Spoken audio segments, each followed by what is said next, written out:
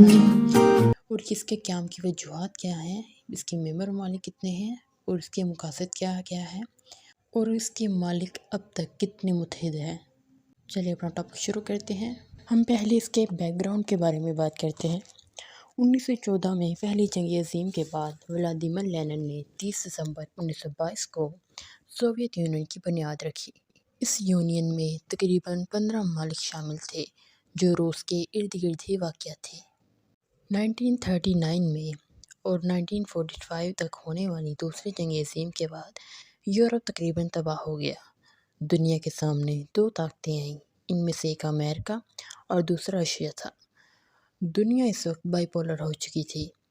Russia چونکہ پہلے Soviet union بنا چکا تھا، اس لیے اس وقت سوویت یونین کے لیڈر جوزف اسٹالن نے سوچا کہ USSR کے حلقے کو بڑھایا جائے، مطلب سوویت یونین کے حلقے کو بڑھایا جائے، جس کے لیے اس نے یورپی ممالک میں بھی چڑھائی شروع کر دی، کیونکہ 15 ممالک اپنے زیر اثر ہونے پر وہ اپنے آپ کو طاقتور سمجھنے لگا، جس سے یورپی ممالک میں پریشانی ہوئی۔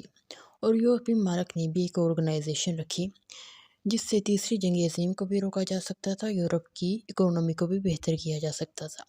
اس آرگنائزیشن کا نام نیٹو رکھا گیا۔ اپریل 1949 میں نیٹو کی بنیاد 12 ممالک نے مل کر واشنگٹن میں رکھی۔ ان 12 ممالک کی فہرست درج ذیل ہے، جن میں شامل ہے UK، یونائٹڈ اسٹیٹس کے سب ممالک جو یورپ کے تھے یہ شامل تھے، جو تقریباً 12 بنتے ہیں۔ آہستہ آہستہ یہ تعداد بڑھتے ہوئے 30 ہو گئی۔ ان میں سے 2 نارتھ امریکن، جن میں کینیڈا اور امریکہ شامل ہے، اور باقی 28 ممالک یورپ کے ہیں۔ جب یہ آرگنائزیشن بنی تھی تب طے پایا گیا تھا کہ ہر ملک اپنے GDP کا 2% نیٹو کو دے گا، اور تقریباً اب دیکھا جائے تو ایسا ہو نہیں رہا۔ امریکہ تقریباً 75% نیٹو کا خرچہ اٹھا رہا ہے، کیونکہ بہت سے ملکوں نے یہ دینے سے انکار کر دیا۔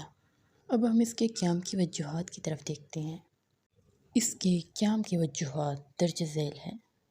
طاقت کا توازن۔ جنگ عظیم دوم کے بعد عالمی سیاست میں طاقت کا توازن روسی افواج کی موجودگی سے بگڑ رہا تھا، اس لیے اس توازن کو متوازن کرنے کے لیے اس معاہدے کا قیام عمل میں لایا گیا۔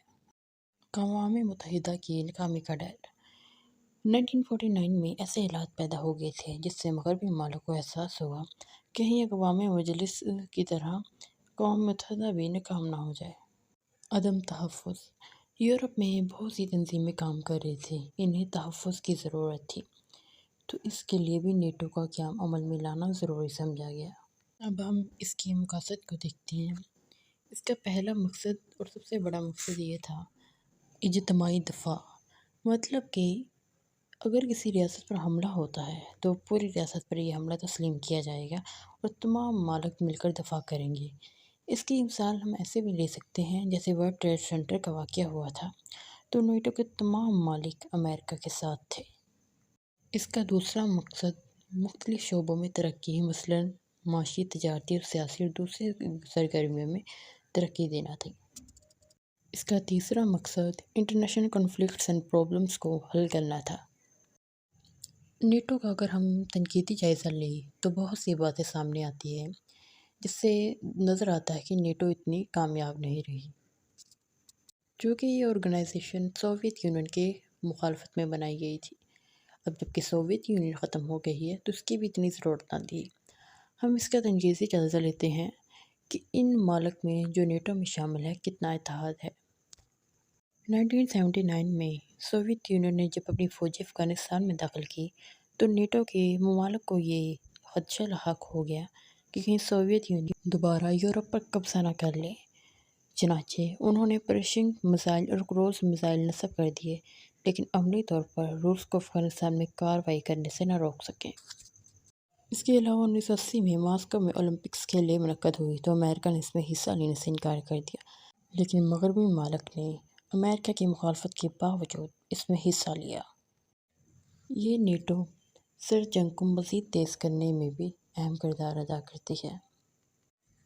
دسمبر 1991 میں سوویت یونین کے بکھر جانے اور معاہدہ وارسا کے ختم ہو جانے کے بعد نیٹو کو بھی ختم ہو جانا چاہیے تھا، لیکن یہ ابھی تک بھی قائم ہے۔ اگر ان تمام معاملات کا غور سے جائزہ لیا جائے اور نیٹو کی کارکردگی کو دیکھا جائے تو کہا جا سکتا ہے کہ نیٹو صرف کمیونزم کے سیلاب کو روکنے کے لیے متحد ہے، ورنہ اس کے اندر استحکام کی کمی ہے۔ اس کا سب سے بڑا سبب امریکہ کی اپنی پالیسیاں ہیں جن کو مغربی ممالک دل سے تسلیم نہیں کرتے۔ لیکن نیٹو سوویت یونین سے زیادہ کامیاب رہی ہے، کیونکہ سوویت یونین کے کچھ ممالک بھی نیٹو میں شامل ہو گئے ہیں، جن میں یوکرین، پولینڈ شامل ہیں۔